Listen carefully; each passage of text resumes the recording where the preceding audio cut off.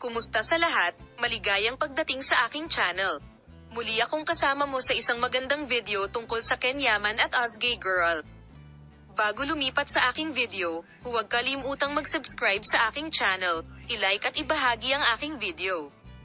Nagdiwang sina Yaman at Ozgay Girl ng kanilang anibersaryo sa bahay ng kanilang magkakaibigan.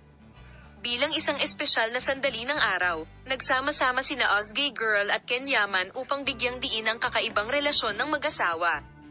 Nagdiwang sina Ozgay Girl at Ken Yaman ng isang espesyal na araw sa bahay ng kanilang mga kaibigan.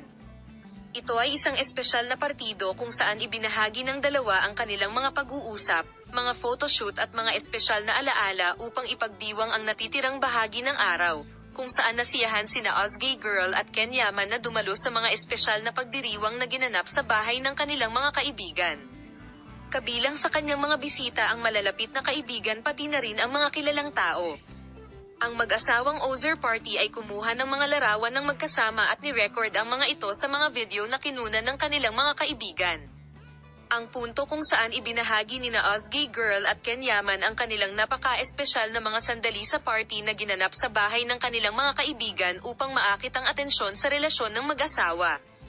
Ang punto kung saan nagsama sina Ken Yaman at Ozgay Girl sa bahay ng kanilang mga kaibigan upang ibahagi ang kanilang napaka-espesyal na mga alaala. Ang punto kung saan ang mag-asawa ay kumuha ng larawan sa pribadong partido at ibinahagi ang mga espesyal na alaala ng mag-asawa upang ibahagi ang kakaibang pagkakaisa sa pagitan nila.